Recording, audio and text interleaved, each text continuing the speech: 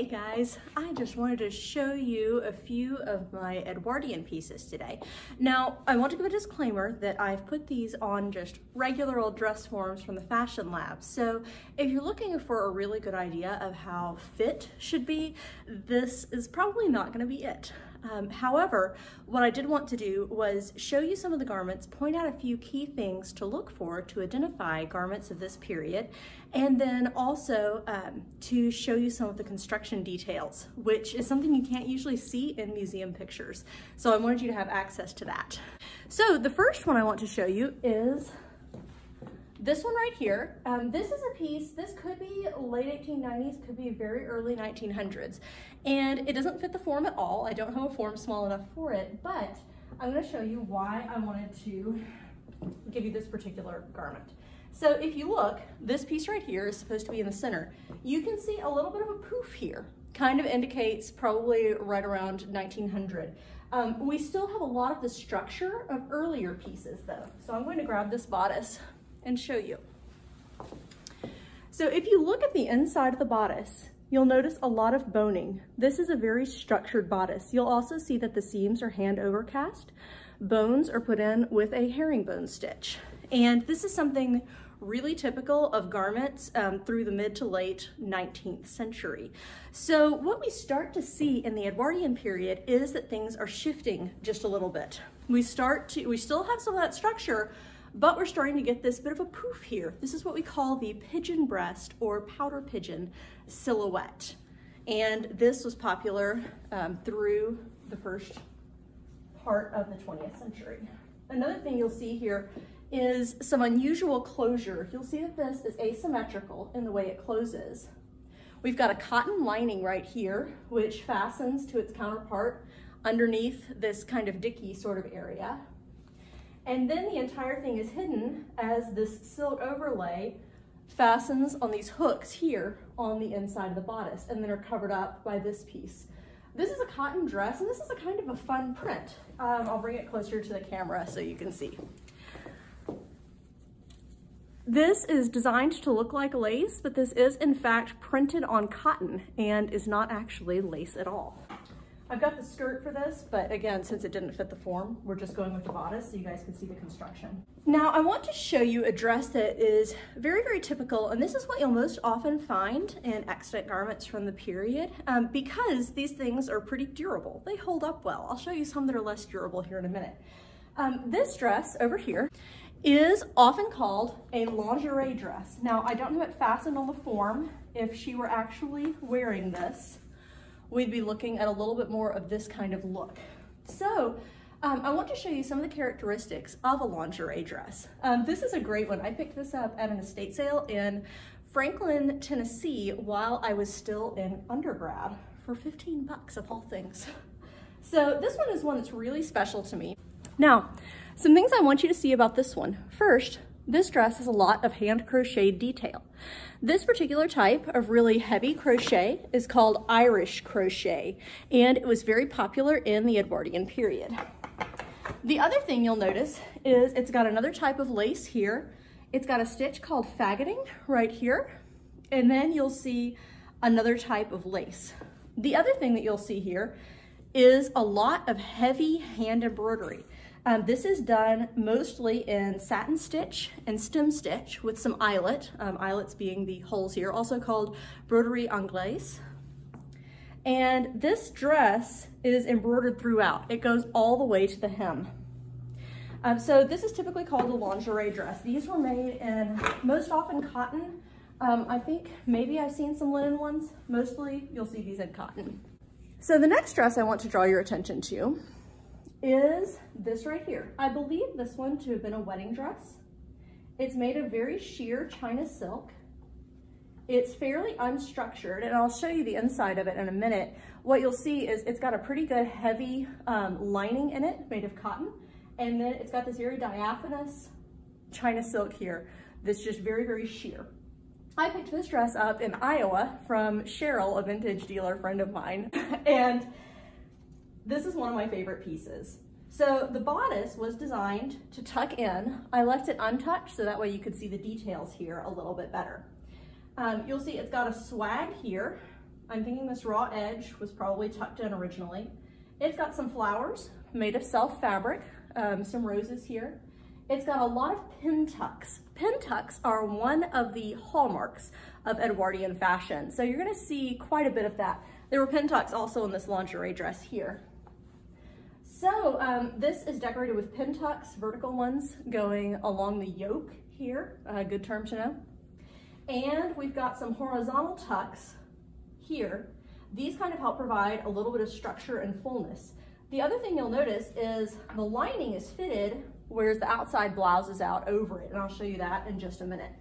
Now, earlier in the Edwardian period, we see skirts that are a little fuller, and often hips were padded. This helped to create the illusion of a small waist. So you've got big sleeves, big hips, blousy effect, and then wasp waist is gonna be the visual effect there.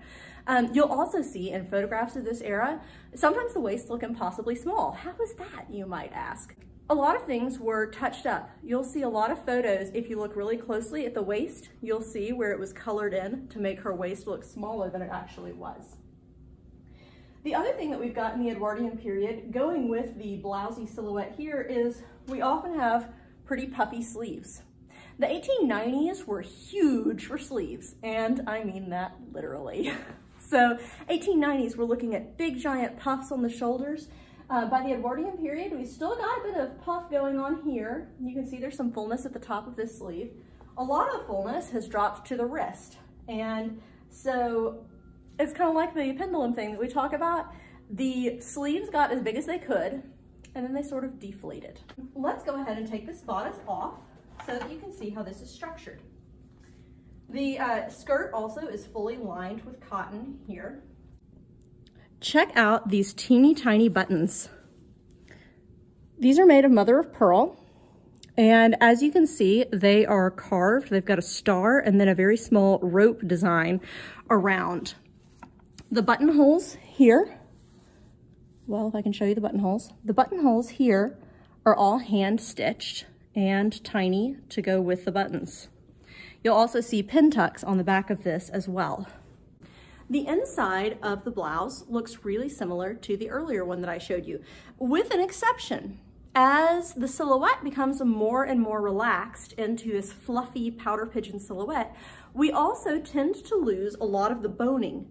So although this is a formal, it's probably a wedding dress, as I said, a very kind of structured dress, we have no boning here. You'll notice all the seam allowances go to the inside. They are scalloped to keep them from fraying. The seam is trimmed really small around the armhole, and then it's overcast to keep it from fraying. The trim is attached, let's see. So this is attached underneath the ruffle. You can see it's attached by machine, and it's stitched to the lining of this bodice. And this one buttons all the way up the back. No way you're getting into this by yourself.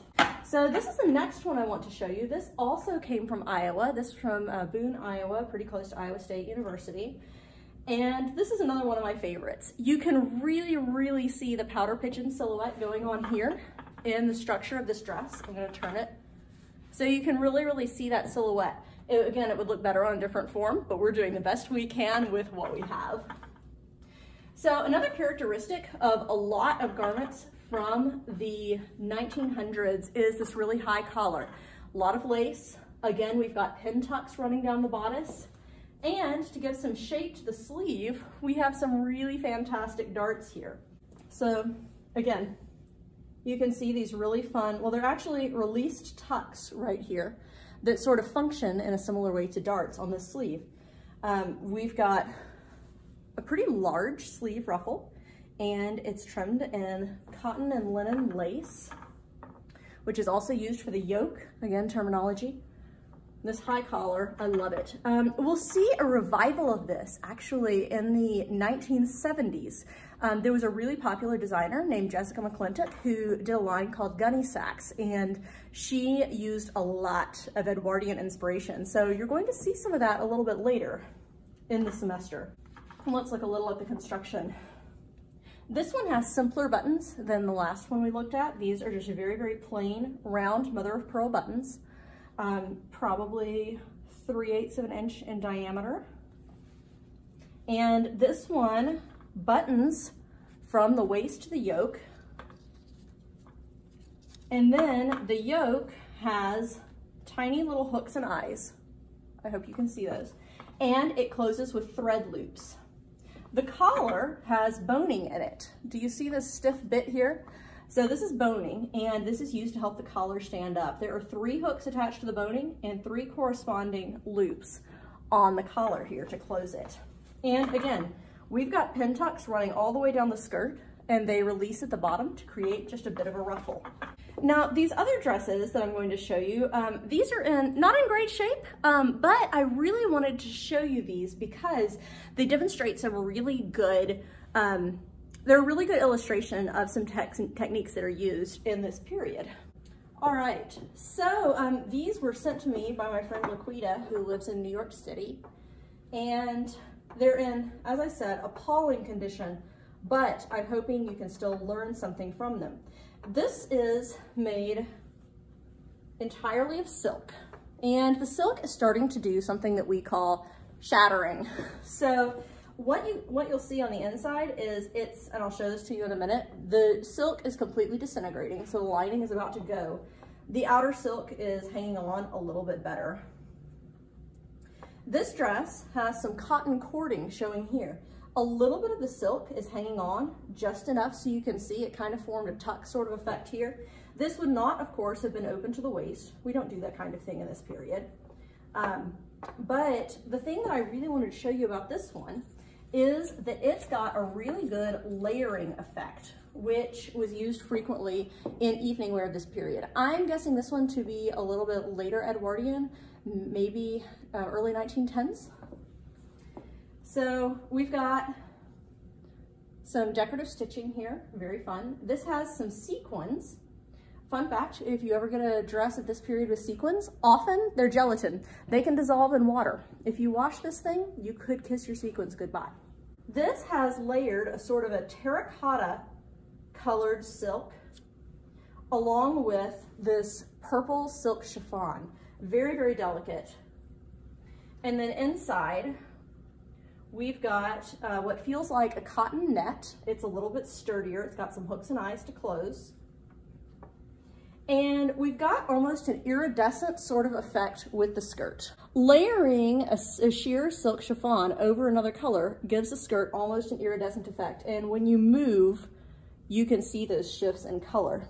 So the other thing to notice about this dress is we've got a silk ribbon attached as a ruffle. The chiffon outer layer ends. So the chiffon outer layer ends, as you can see, and then we have a silk satin or silk charmeuse layer underneath, hanging out from the bottom. The other dress, which was also given to me by Laquita, is one I wanted you to see. We're starting to move a little bit more into the World War I kind of silhouette. So as you can see, it's a little bit more of a natural shape, a little bit boxier shape. This also probably belonged to someone who was a little bit larger than some of these others. This is made with several different layers, which I think is really fun. So starting at the top, we've got just a linen cotton or linen cotton blend lace, teeny tiny little silk covered buttons running down right here. Then we've got this Edwardian, this 1910 sort of layering, which they loved so much. And this is really fun. If you pull the outer layer slightly away, you can see the end of the fabric right here, just with a raw edge underneath the outer layer. So let's kind of dissect these layers a little bit. So we've got the lace up here, which ends here. Underneath, so our very top layer here is a crinkled silk chiffon. You can still get very similar fabric to this today. It's a black silk chiffon, and underneath is an inset, and that inset has a geometric design, and it's got lace insertion here, black lace. The other thing you may be able to see from this video is the buttons are actually under the silk chiffon. Entirely decorative, could not be used at all, and are covered up by this. Then the outer layer of this dress, we've got a twill weave silk in 2 contrasting colors. So we've got the black with white spots as the trim, white with black spots as the main body of the dress. This dress fastens in the back. Oh, and again, we see our favorite little pin tucks here running down the shoulder. These provide some shaping. We've also got an asymmetrical design, very, very popular in this period. The skirt continues with the layers. So you can see this black silk chiffon, and then it's continued with this geometric stripe design and then lace insertion. So let's show you the back of this dress. This dress also has a lining that is going away, and this one is boned again.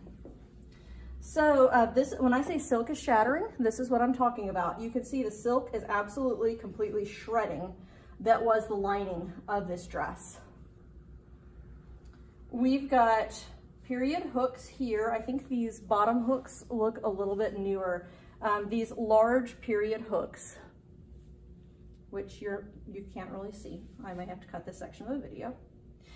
The back of this dress fastens with tiny black hooks and eyes.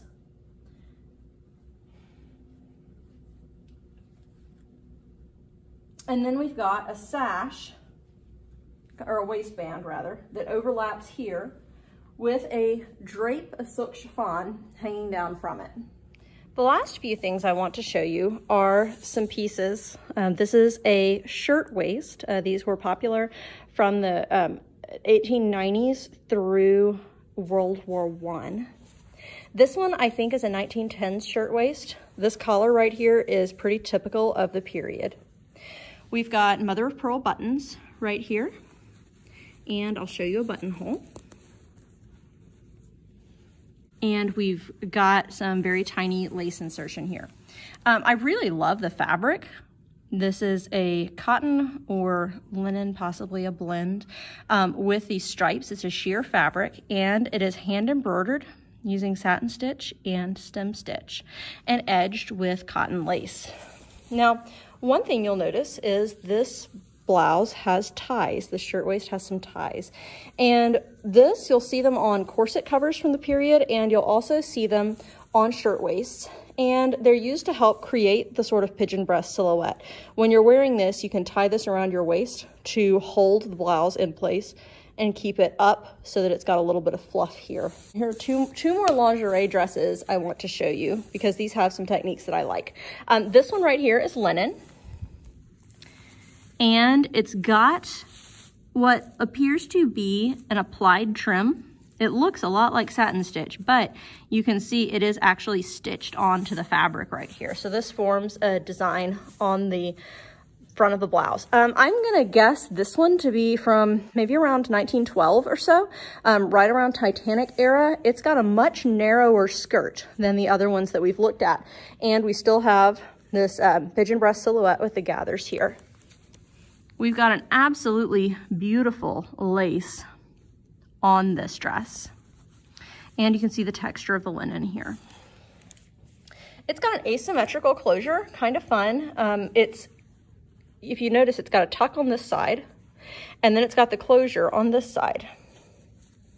And it's got a row of buttons here, just a raw edge on the inside, and they button into a hidden placket right here.